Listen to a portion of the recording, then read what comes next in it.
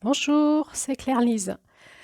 Nous sommes sur cette 5e audio en relation avec la notion de l'amour sur le podcast des 13 mères originelles, plutôt qui s'intitule Les 13 dynamiques du féminin sacré reliées à l'enseignement des 13 mères originelles.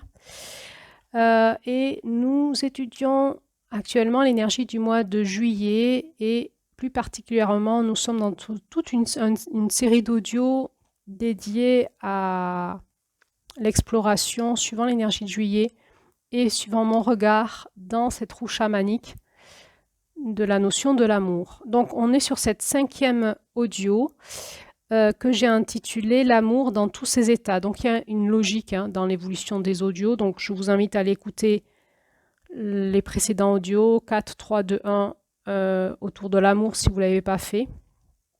Le premier audio sur l'amour était un regard dans la roue de médecine, de l'amour dans la roue de médecine comme je la transmets aujourd'hui.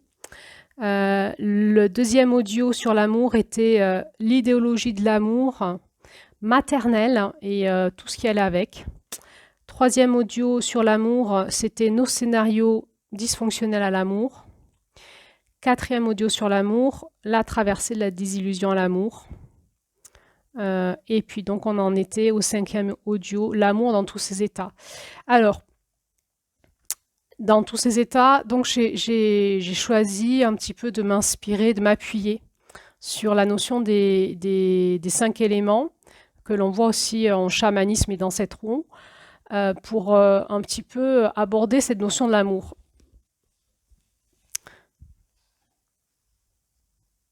Donc mon objectif là, c'est pas de vous faire des conférences sur tout ça, parce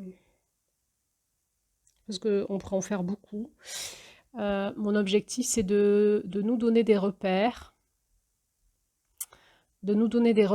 en fait. Le fait que je transmette cette roue, pour moi, ce qui est important, c'est de mettre en exergue une méthodologie, un référentiel qui nous permet d'avoir des repères intérieurs sur ce que nous sommes en train de vivre. La notion de l'amour, c'est une notion qui est, comme nous l'avons déjà vu, que nous ne pouvons pas définir avec le monde des concepts et de l'idée, que nous allons saisir peut-être à l'intérieur de nous. C'est une notion multidimensionnelle. Et donc, pour pouvoir en parler, je trouvais difficile de pouvoir en parler. Et donc là, j'ai choisi de m'appuyer sur la notion des 5 éléments pour essayer de nous donner des repères en ce mois de juillet pour comprendre ce que nous sommes en train de vivre ou ce que nous pourrions vivre suivant les choix que nous allons faire. Je rappelle la notion des 5 éléments, c'est une notion qui nous vient des philosophes grecs et aussi de l'alchimie, mais que l'on retrouve dans beaucoup de spiritualités, dont celle du christianisme aussi. Ces 5 éléments, ce sont les esprits créateurs du monde. C'est ce qui constitue, l'incarnation, la création. Et ça me paraissait intéressant d'écouter au fond de moi comment l'amour s'incarne dans ma vie et de prendre comme référentiel ces 5 éléments. Alors ce qui est intéressant, c'est qu'on va voir que dans la roue de médecine des 13 mères originelles, on peut placer les 5 éléments dans les 5 directions. L'Est correspond à l'élément air, le Sud correspond à l'élément feu, pardon. L'Ouest correspond à l'élément eau, et le Nord correspond à l'élément terre, et le centre correspond à l'unité des 5 éléments, la matière primordiale, qu'on peut aussi appeler l'éther. Du coup, en me basant sur ce référentiel, je trouve intéressant d'aller explorer la dimension de l'amour pour en comprendre un peu plus dans le centre en nous, en chacun de nous, que nous puissions en comprendre un peu plus dans notre centre, quelque chose au fond de nous. Alors, comme tout le temps, dans les principes en fait, de vie, on va retrouver tous les principes dans tous les principes. C'est-à-dire que dans que tous les 5 éléments, ou les 4 éléments, si on prend le feu, l'air, le feu, l'eau et la terre, sont indissociables. Ils sont intrinsèquement reliés. L'air contient en soi l'eau, la terre et le feu. Le feu retient en lui-même l'air, l'eau et la terre. Et l'eau est participante de l'air, du feu et de la terre. Ça veut dire quoi? Ça veut dire que quand un des éléments se déséquilibre, tous les éléments se déséquilibrent.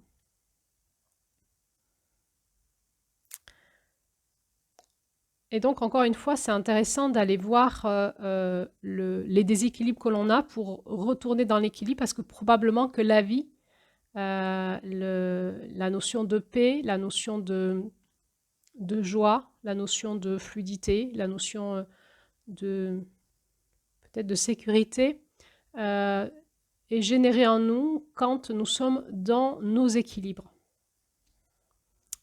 Alors, pour revenir à la notion d'amour, nous avions vu que c'était relié à la notion du cœur. Dans cet enseignement amérindien, dès le départ, il nous est dit que nous sommes tous porteurs de l'éternelle flamme d'amour dans notre cœur. Le cœur, c'est un centre d'énergie qui relie le ciel à terre, donc un alignement vertical et un alignement horizontal qui relie les deux mains. C'est la mise en croix. Hein. C'est quand j'ai la tête et le ciel bien reliés sur l'axe de mon corps, et avec mes mains, je peux œuvrer et prendre dans mes bras les autres et donner et recevoir dans l'horizontalité. Donc, il y a quelque chose qui relie mon alignement entre mon ciel et ma terre, va conditionner ce que je vais créer dans la matière. Dans le cœur, on retrouve l'élément air, beaucoup en lien avec les poumons, l'élément feu dans l'organe du cœur, l'élément eau avec le sang, et l'élément terre avec tous les organes. On va étudier, c'est vraiment l'espace où il y a une concentration des 4 éléments. On va un petit peu étudier ça. On avait vu à l'est de la roue en février que donc c'était la gardienne de la sagesse, que février nous donnait une notion peut-être du masculin divin. Quelque part, janvier-février, quand on écoute les énergies de ces mois-là, nous parle de la lumière blanche et la lumière noire. La lumière noire est en janvier, la lumière blanche est en février, et la création de l'univers. Et comment, en mars, tout va venir s'incarner sur Terre et se manifester dans la matière à fur et à mesure du déploiement de la vie. Si je reprends les énergies de février, je vous avais dit que c'était aussi en lien avec l'Esprit Saint, le masculin divin, l'Esprit Saint. Je vais reprendre ça là tout de suite, en lien avec l'amour. Si on reprend la Bible, la Genèse, et si on reprend les textes anciens, dans leur écrit araméen, les écrits araméens, c'est la langue en fait qui était au temps de Jésus. On va retrouver dans les premiers versets de la Genèse quelque chose qui est assez intéressant dans ce qui était dit dans cette traduction-là. Il est dit en fait que le souffle d'amour planait au-dessus des eaux.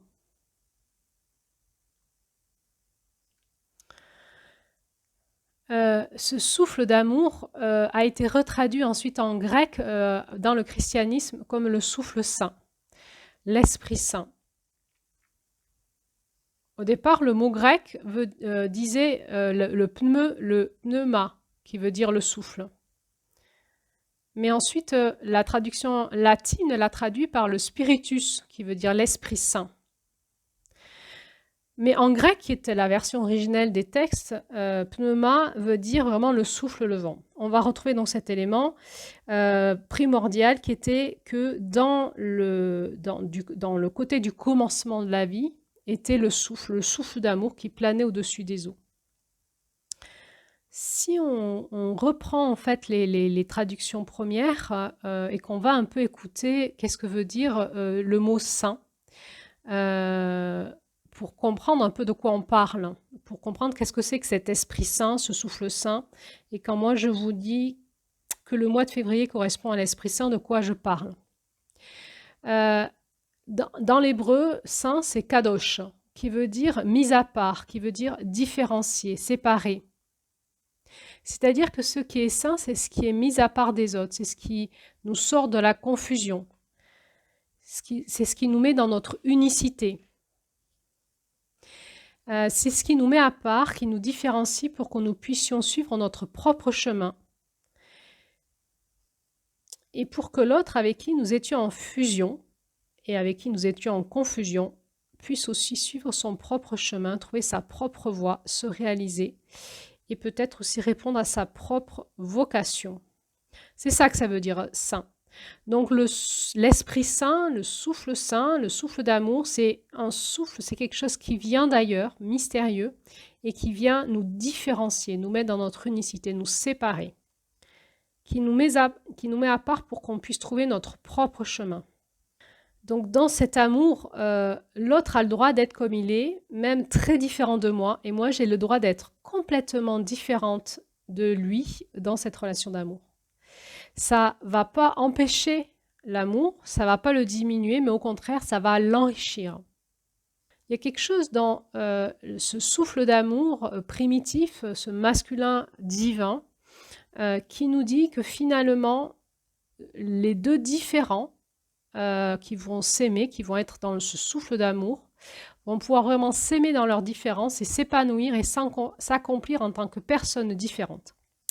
Donc nous, dans notre initiation chamanique, on a donc ce démarrage qui est vraiment cette différenciation aussi au mois de février et au mois de mars, cette capacité à pouvoir retrouver en soi ce qui est juste pour soi et trouver le point d'harmonie qui nourrit les racines de chacun.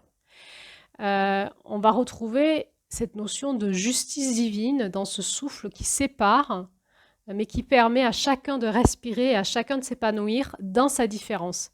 Donc, dans ce souffle d'amour, dans cet amour, dans le versus air, le versus vent, il y a quelque chose de très fort, il y a quelque chose qui est de l'ordre de la vibration, de la différence, du séparateur, du différencié, mais qui permet à chacun de s'épanouir en toute liberté, dans quelque chose d'assez fluide et léger, et dans quelque chose qui est juste pour chacun. Quelque chose qui est de l'ordre de la justice divine. Ensuite, dans le mois d'avril, on avait vu cette capacité à retrouver, de pouvoir s'élever de la matière pour retourner dans le monde de la vibration et passer cette porte d'or avec les voyages astraux, les voyages chamaniques, le voyage astral pour pouvoir sortir de la matière, de notre corps, pour pouvoir aller retrouver ce souffle d'amour au-delà de la porte d'or. Donc, dans cette qualité qui nous est proposée avec cette porte de l'Est, c'est comme si l'amour, c'était quelque chose qui venait de l'extérieur, comme l'air, avec lequel on ne peut pas vivre. Et c'est comme si on avait des poumons pour le respirer, pour venir l'infuser en nous, dans notre sang, dans notre corps. Et c'est un souffle qui nous permet d'être entièrement libre et différencié, et qui va générer en nous cette sensation de liberté, cette sensation de respiration, cette sensation de nouveau souffle. Et quand on manque de ce souffle-là, on a donc cette sensation de ne pas pouvoir respirer, d'étouffer et d'avoir besoin du souffle. Ce souffle, il nous parle de quelque chose qui est intangible. L'air, on ne le perçoit pas. Par contre, on le voit bouger. On le voit, il fait bouger les nuages, les feuilles. On le voit, il nous caresse la peau. Enfin, on ne le voit pas, on le sent. Et donc, dans ce souffle d'amour, c'est quelque chose que l'on ne perçoit pas, enfin que l'on ne voit pas, mais que l'on perçoit, et on peut en voir on peut en voir le déplacement dans la matière. Ça va nous demander, pour nous reconnecter au souffle d'amour, ça va nous demander de nous reconnecter aux espaces de l'intangible, de la foi. Et cette capacité à aller au-delà de la matière pour aller reconnecter une force de vie et d'amour que l'on peut percevoir, que l'on peut sentir, que l'on peut voir dans les déplacements que cette force génère, mais que l'on ne voit pas avec nos yeux. Donc ça nous parle vraiment de quelque chose qui est intangible. Par contre, on peut la respirer, on peut la sentir dans notre corps, et si on ne l'a pas, en 3 minutes, on meurt. Donc c'est vraiment un élément basique dans la vie, entre autres, du mammifère et de l'être humain. S'il n'y a pas le souffle, on meurt. Dans toutes les traditions spirituelles, on nous apprend à respirer, par la respiration, à se détendre et à mettre notre cerveau en cohésion et cohérence avec notre respiration pour ramener un ralentissement de notre cerveau et ramener en fait la vibration de notre cerveau par le souffle à celui de notre cœur. Dans certaines traditions, on nous dit que la présence divine, elle est entre l'inspire et l'expire.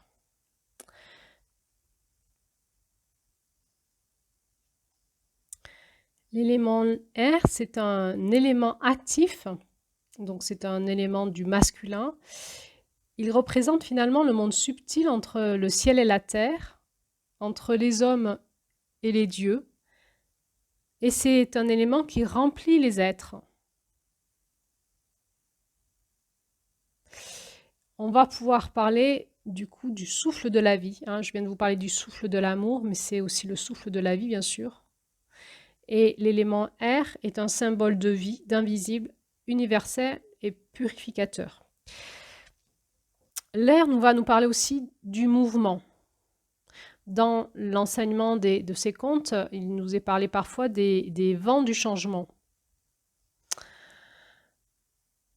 Cette notion de mouvement, de liberté, d'allègement est parfois aussi associée à l'élément donc de notre âme en fait en nous.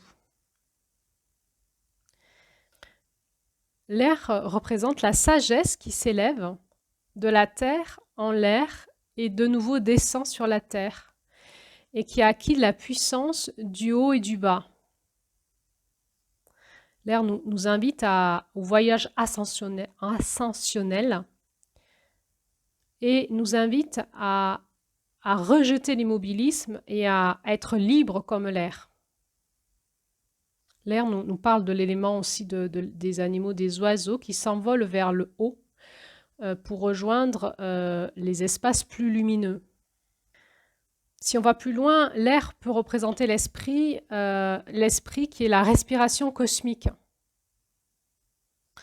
Ce souffle, il est indissociable de la parole. Pour pouvoir parler, il faut avoir du souffle. Le souffle primordial a généré le son et le son la parole. La parole est créatrice. Et cette création, dans ce son, cette matière liée à l'air, est liée au souffle. Aussi, je pourrais dire que l'air est relié à la communication, à la pensée, à la capacité à mettre en mots, à l'intellect. Et donc au monde de l'esprit, de la connaissance et de la sagesse. En alchimie, l'air est considéré comme le catalyseur. C'est celui qui active et qui vient transformer les autres éléments. C'est la capacité de comprendre, d'analyser, de s'adapter aux changements, de connaître les choses, de recevoir l'intuition et ensuite d'amorcer un mouvement dans nos pensées et dans nos actions et dans la façon dont on va agir dans le monde. Quand on reconnaît la notion d'amour dans le souffle saint, quand on reconnaît que le souffle saint, c'est ce souffle d'amour qui plane et que nous respirons et qui nous nourrit de l'intérieur, nous pouvons comprendre que c'est cet espace mystérieux qui vient d'ailleurs, que l'on met à l'intérieur de nous et qui nous nourrit, et qui vient amorcer un changement de conscience, un changement d'idée, et qui vient nourrir notre intuition, nourrir notre connaissance, notre sagesse et nourrir notre intelligence qui nous est propre. Si je reviens à la Bible, Jésus disait que ce souffle d'amour, il soufflait où il voulait et quand il voulait. On retrouve ça dans le début de l'évangile de Jean. Donc il y a vraiment quelque chose qu'on ne peut pas maîtriser, qui vient de l'extérieur et qui est mystérieux. Je pourrais dire que dans l'amour, ma seule responsabilité à moi, c'est de respirer. C'est-à-dire de choisir de re-respirer le souffle de l'amour. Il est possible que dans nos relations, nous sommes en apnée. Les poumons contractés. Souvent, on retrouve dans la somatisation des personnes un diaphragme contracté. Quand on fait par exemple du yoga ou d'autres pratiques énergétiques, on réapprend à respirer. On réapprend à mettre du souffle dans tous nos organes. Il est possible que je n'ai plus accès au souffle d'amour dans ma vie. Alors, ma seule responsabilité, ça va être de m'exposer au souffle. Et ce souffle, il va venir réanimer mon feu intérieur, ma flamme. Il est possible que ma flamme dans mon cœur soit devenue une braise à réanimer avec ce souffle qui vient d'ailleurs, ce souffle sain qui vient pour me différencier, pour allumer ma mèche, pour me nourrir et me permettre d'être unique dans mon unicité. Alors dans l'amour, c'est vraiment la dimension qui vient me séparer, me différencier et me permettre d'être libre dans ma différence et permettre à chacun d'être libre dans sa différence. Qui vient me désamalgamer, qui vient me déconfusionner. On le voit hein, dans la naissance, le bébé, quand il sort du ventre de sa maman, la première chose qu'il va devoir faire pour vivre, c'est respirer. Et on va couper le cordon ombilical. C'est exactement ça. C'est exactement ça. Si je veux être libre en amour, il faut que j'apprenne à respirer tout seul.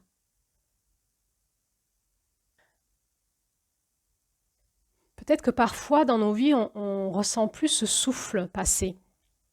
Dans ce souffle, il y a quelque chose de magique un petit peu. Il y a quelque chose d'aléatoire.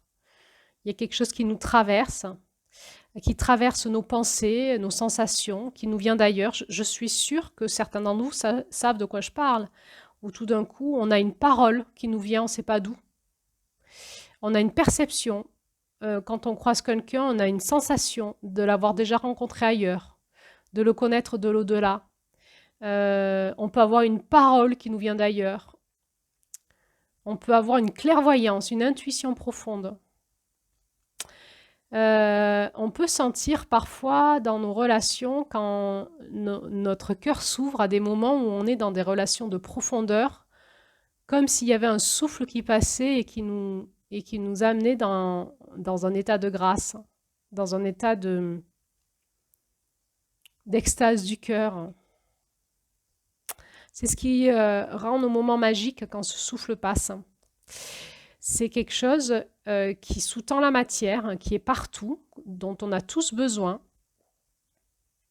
Et parfois, peut-être qu'on a l'impression qu'on l'a plus dans notre vie, qu'on n'a plus ce souffle d'amour, qu'on est en apnée. Alors, si je reprends une image, il est possible que dans mes relations affectives ou amoureuses, et dans les blessures que j'en ai eues, à un moment, j'ai fermé toutes mes portes et mes fenêtres. Et que j'ai encore tendance à fermer toutes mes portes et mes fenêtres dès que je vois le souffle d'amour arriver. Parce que j'ai été blessée en amour, parce que j'ai été blessée en amitié, parce que j'ai été blessée dans mes relations affectives. Et qu'il est possible que mon cœur, mes poumons, en amour, soient remplis d'air vicié, que je n'aère pas mon cœur, que je n'aère pas mes pensées, que je n'aère pas mon intériorité de ce souffle d'amour. C'est le souffle du changement. Et que c'est pour ça que je ne reçois plus le souffle d'amour dans ma vie. Alors, ça va me demander peut-être du courage, de l'audace, de me réexposer au souffle d'amour, de réouvrir mes portes et mes fenêtres, d'amener du changement d'air en moi, dans mes pensées, dans mes émotions, dans mon cœur, et peut-être parfois carrément m'exposer au vent. C'est-à-dire prendre la responsabilité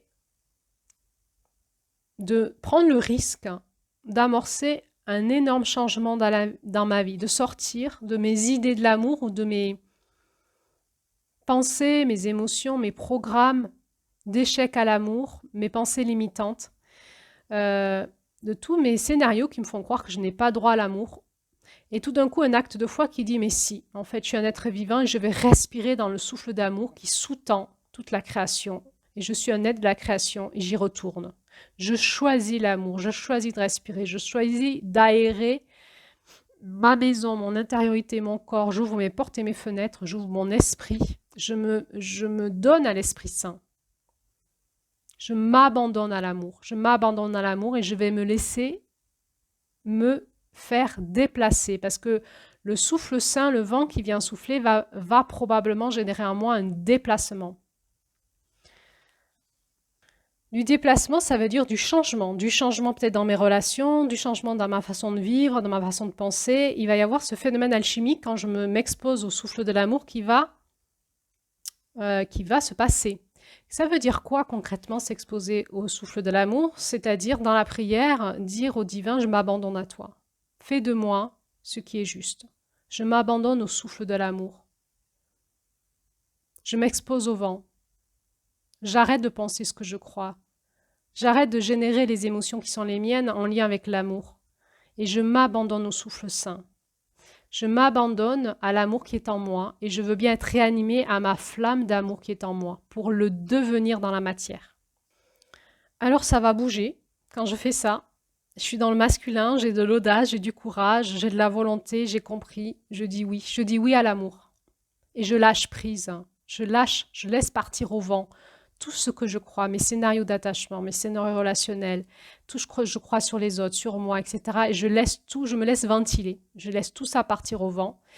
Et le vent va réanimer mon feu intérieur. Le feu qui est l'énergie ardente de la transformation et de la passion, ça va chauffer. Dans le feu, il y a vraiment une notion de volonté, de purification et de pouvoir. On va retrouver ça beaucoup en juin. Dans le feu, on va aussi retrouver la lumière, l'illumination, la conscience spirituelle.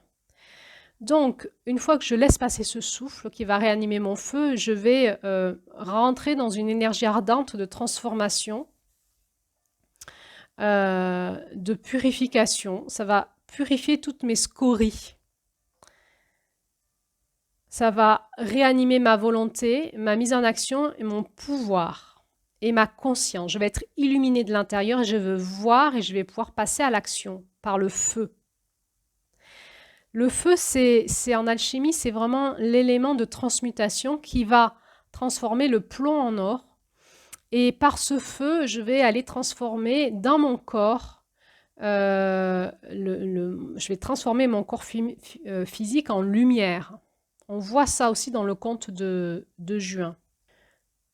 Le feu, nous ressentons cette chaleur dans notre corps, elle est intérieure. Et la tradition, elle nous dit que le passage par le feu, c'est comme une naissance spirituelle de l'être.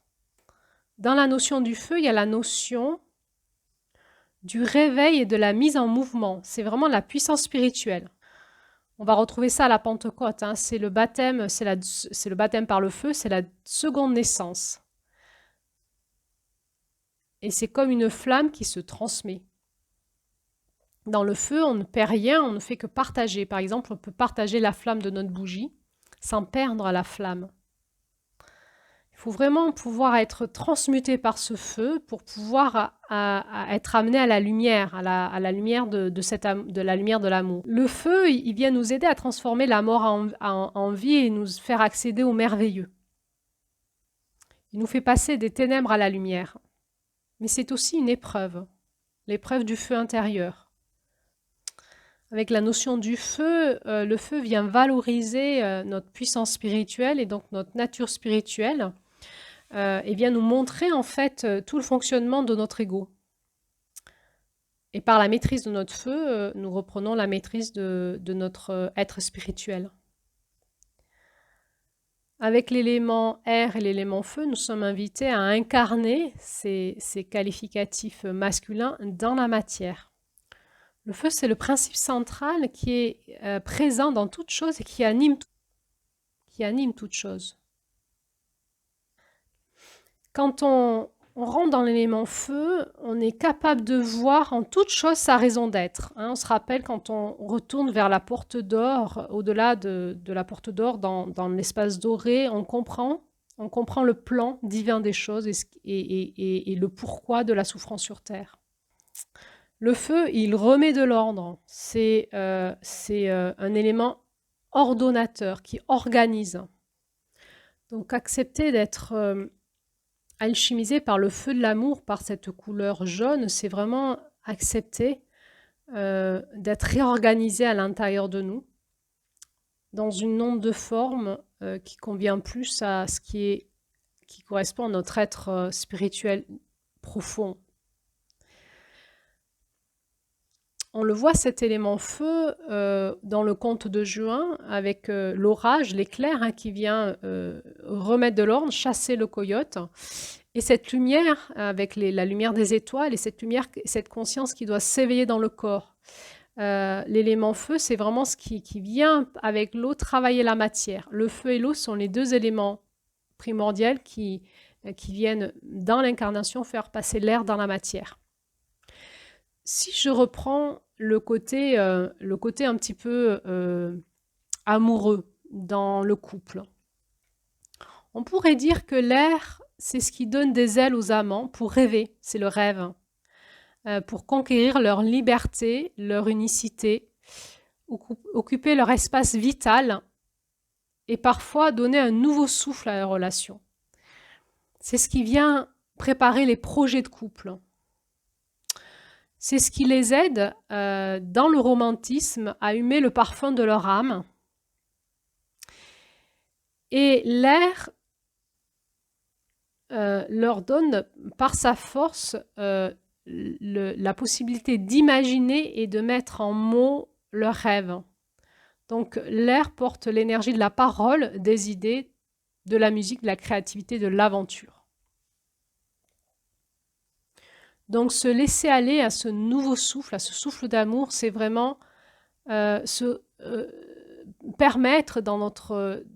quand on sent qu'on est en apnée, quand on sent qu'il n'y a plus de souffle dans nos relations, nous permettre d'aller réinventer notre vie de couple, réinventer notre vie relationnelle, écouter ce qui nous vient d'ailleurs et ce qui va nous donner cette nouvelle respiration.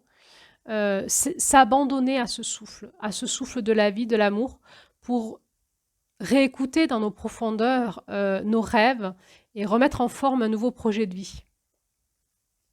Ce qui va réanimer le feu, et le feu, il est au service du désir dans le couple. C'est lui qui transmet l'intensité de sa chaleur lumière aux éléments sensuels et sexuels des partenaires. C'est lui qui est responsable de l'action, du changement, de la transformation, qui est parfois radical quand il s'agit de tout brûler pour démarrer sur de nouvelles bases. L'énergie du feu, c'est l'énergie qui va nourrir la passion et la connexion érotique. Donc on va retrouver l'énergie du feu dans la sexualité, ainsi que l'énergie de l'air, par le souffle. Donc nous voyons dans le conte de Celle qui aime toute chose une belle harmonie au démarrage du conte, jusqu'à que tout le monde meure là. Et ensuite, il va y avoir une rupture d'équilibre et il va y avoir donc tous ces éléments qui vont se mettre en route, on les voit dans le conte, toute une alchimie pour recréer un nouvel équilibre.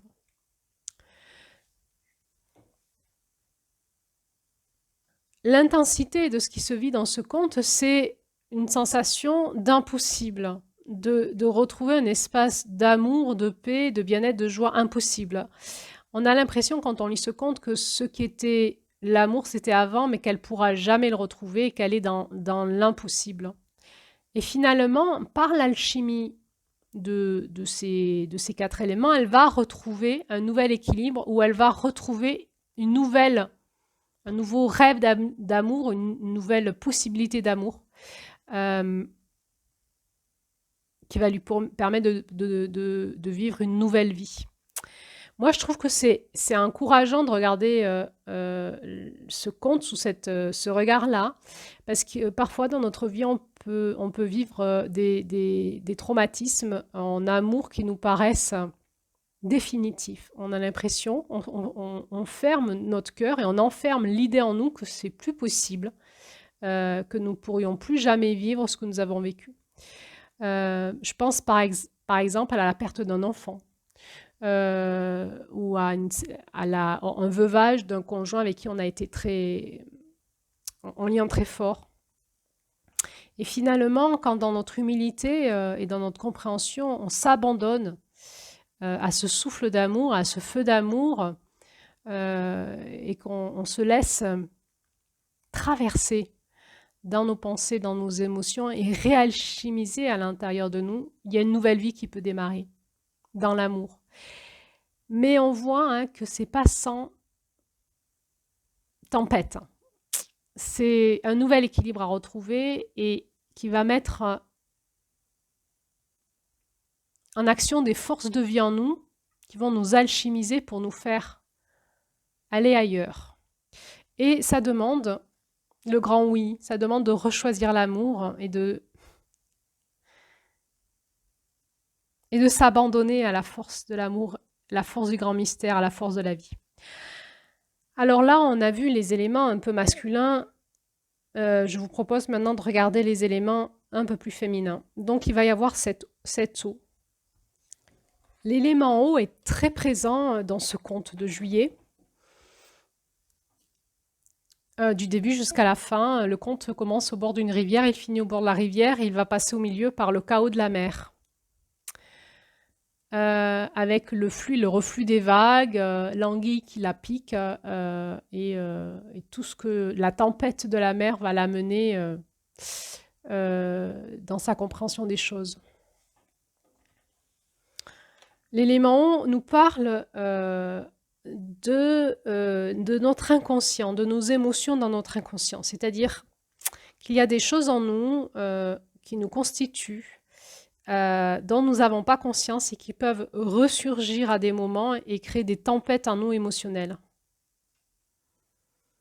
Elle peut être assimilée à cette force de vie passive en nous, chaotique, c'est-à-dire comme aveugle et sans conscience, c'est-à-dire comme sans structure. Et l'eau va être façonnée par la force du feu et de l'air et de la terre pour être structurée. Donc si c'était un élément en elle-même libre, c'est un élément sans structure. Il y a des flux et des reflux, il y a des forces qui s'entrechoquent. Et au fond de nous, quand on est dans des déséquilibres, on peut être dans nos flux intérieurs animés de forces sous-jacentes qui à un moment vont ressurgir et créer comme un tsunami, comme une tempête dans laquelle on pourrait avoir l'impression de se noyer. Cet élément eau est très associé en nous à notre système nerveux, à nos systèmes nerveux central et à nos réactions, plutôt qu'à notre façon d'être dans l'action. L'eau, c'est la source de la vie. C'est la source de toute chose et de toute existence. C'est en elle qu'on a commencé à se constituer dans le ventre de notre maman. Et l'eau est venue nous contenir, elle vient nous bercer et elle vient faire écran avec le son extérieur. Elle vient nous protéger du son, elle vient nous protéger des chocs physiques. Elle vient nous contenir. C'est un contenant, l'eau. L'eau, c'est aussi la purification. Quand on boit, quand on urine, quand on transpire. Et on le voit dans ce conte. Quand on pleure, quand on commence à avoir des émotions. Et il est dit quelque chose de très beau dans ce conte.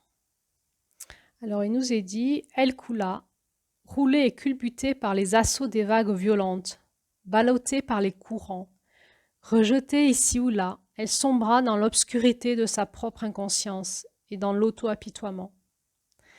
C'est son auto-apitoiement compulsif qui avait provoqué le naufrage qu'elle avait sous les yeux. Elle en était arrivée à un lieu à l'intérieur d'elle-même où elle détestait qui elle était et ce qu'elle était. On a vu qu'elle, dans ce conte, elle voulait se suicider en se jetant dans la mer. Elle va trouver, en fait, dans l'eau, elle va trouver le chaos de son inconscient. Et en même temps, cet élément de l'eau, c'est aussi celui de la douceur et de la tendresse de la mer. De cet élément protecteur qui vient contenir, qu'on avait déjà dans le conte d'Avril, vous vous souvenez, où pour contenir, je ne sais plus comment elle s'appelait, il la mettait dans les eaux chaudes, hein, il la baignait dans les eaux chaudes pour contenir son corps et ramener son esprit en elle. Donc l'eau, c'est ce qui nous contient et on voit aussi dans ce conte l'appel à la douceur et la tendresse et de revenir aux larmes et aux émotions douces et d'aller tout doucement vers son cœur.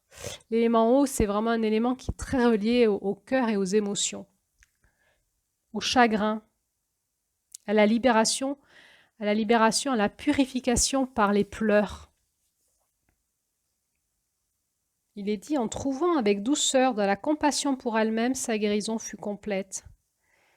Accueillir ses larmes et ses angoisses sans en vouloir autre chose, car l'amertume des larmes est le début de la transformation et les gouttes d'angoisse sont les eaux du pardon qui commencent à couler. L'eau, c'est ce qui désaltère, c'est la source, hein, et c'est ce qui amène la régénérescence. L'eau, c'est ce qui contient tous les potentiels de la création. Elle est fluidité et mobilité et elle nous enseigne que la vie dont elle est porteuse est mouvement. L'eau, c'est la médiatrice entre le ciel et la terre. C'est elle qui capte l'information de la lumière et qui va la mener à la terre. Elle est le vecteur de la transmission. Et on va retrouver l'eau dans le baptême. Elle est aussi liée à la nouvelle naissance, à la renaissance par l'eau. Donc il y a vraiment quelque chose de la purification, de la régénération, de la médiation, de la main qui est reliée au cœur, de la grâce. Quelque chose dans l'élément eau qui est très relié à Marie, l'énergie mariale qui accueille dans son sein et qui régénère, qui repurifie dans sa matrice, dans son eau sainte. L'eau, elle nous permet de faire rayonner notre esprit et nos sentiments et d'élever la matière vers l'esprit via le cœur. L'eau, c'est la voie lente d'approche du sacré, c'est la voie de l'humilité. Parce que on est dans l'eau, on est à la fois soumis à notre inconscient et à ces mouvements intérieurs obscurs qu'on ne peut pas trop maîtriser. Et à la fois, on est obligé de s'abandonner à cet élément pour être purifié et être ramené dans la voie du cœur, par la douceur et la tendresse. Alors, ce que je peux dire sur l'eau par rapport au couple, c'est que l'eau nourrit notre tendresse, notre affection, la fluidité de notre relation, l'harmonie entre nous. L'harmonie va passer par l'élément eau. L'adaptation, intelligence et la capacité de dissoudre les difficultés. Elle est vraiment l'énergie de nos sentiments intérieurs. L'eau, c'est vrai, donc dans notre roue, de médecine, là, c'est relié à l'élément, à la direction de l'ouest et au féminin sacré. C'est quand il y a la rupture des poches des os que l'enfant va naître et arriver sur Terre, et on va basculer avec l'élémentaire au nord de la roue. Le nord de la roue qui est relié à l'éternité et en alchimie, l'élémentaire est l'élément qui contient tout en tout de toute éternité.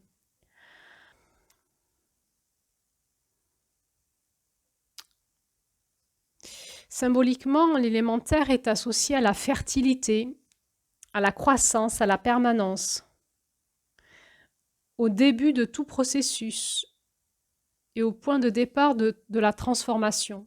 On appelle en alchimie cet élément la terre prima, la terre primordiale. Elle représente la stabilité, la solidité, la matérialité. C'est l'élément fondateur sur lequel nous bâtissons nos vies. Elle va représenter la force, l'audace, la persévérance, l'estime de soi, le courage. Et elle va représenter aussi nos besoins du corps et la mise en action de notre corps physique. Quelque part dans la spiritualité, on dit que Dieu a formé l'être humain à partir de la poussière de la terre. C'est vraiment l'élément primordial. Et on va tous retourner à la terre quand on va mourir. C'est le début et la fin de toute chose. La terre, c'est le lieu de vie. C'est la base. On peut voir symboliquement dans les contes le symbolisme souvent de la grotte, où il se passe beaucoup de commencements et d'une mise en protection dans la terre pour pouvoir cultiver la vie en nous. C'est une forme de sanctuaire. La terre, c'est vraiment le féminin dans sa base, en fait. Je pourrais dire la femme et la terre, et la grotte, et le commencement de la vie. La femme est l'espace où l'enfant se crée. L'espace, l'élémentaire dans la femme n'est pas retrouvé, il est de toute éternité. C'est par la femme que passe la vie. C'est l'espace de la confiance, de la sécurité, de l'éternité, de toute éternité. La terre sera là. Quand on s'abandonne à la terre, on s'abandonne comme un enfant à sa mère. La terre ne nous abandonnera pas. Elle est solide, elle est présente. Elle donne la notion de la présence, du sein maternel. Elle rassure, elle protège. Autant l'eau console, autant la terre sécurise, protège, rassure. Dans le couple, la terre, c'est la dimension matière et de la mère qui offre au couple la sécurité du nid commun, le contenant, la structure, la nutrition, l'engagement et la confiance. Elle représente dans le couple l'énergie naturelle de la vie qui donne consistance et stabilité à la relation. On a besoin que l'amour, à un moment, passe dans la matière et devienne consistance et réalité. Et que dans cette relation d'amour, il y a une stabilité, une confiance, un engagement qui se crée et qui crée ce nid, cette sécurité dans laquelle on peut se mettre, ce nid, cette grotte dans laquelle on peut se réfugier. Voilà ce que je pouvais vous dire aujourd'hui. Alors, qu'est-ce que ça voudrait dire de se mettre au centre de l'amour et de s'abandonner à l'amour? Eh bien, quand on fait le choix de l'amour, quand on fait le choix d'être façonné par l'amour, qui est peut-être notre matrice primitive, on fait le choix d'être actionné dans un changement, que le souffle nous donne un nouveau souffle, d'être poussé, actionné, déplacé dans nos idées, dans nos compréhensions, dans nos émotions. Suivant le déséquilibre dans lequel on était, on va accepter d'être peut-être secoué dans nos émotions, dans nos chaos intérieurs. On va peut-être accepter d'être alchimisé par le feu, peut-être d'être purifié par ce feu qui va brûler toutes nos scories, d'être redressé mais réchauffé, de laisser la pulsion, le vent qui vient d'ailleurs, le merveilleux, le merveilleux nous envelopper et la pulsion du désir et du feu sexuel nous prendre avec toute la douceur et le contenant de l'eau qui vient et la tendresse qui vient nous contenir dans ces émotions qui vont lâcher, d'aller dans la consolation, d'aller dans le contenant qui nous protège, qui nous berce, qui nous rassure, qui va calmer notre système nerveux et de s'en remettre en toute confiance à cette sécurité primordiale que l'amour du féminin et de la terre nous donne, de s'en remettre dans l'ancrage à la sécurité de la terre pour retrouver en nous confiance, sécurité, ancrage, structure dans l'amour et donc consistance.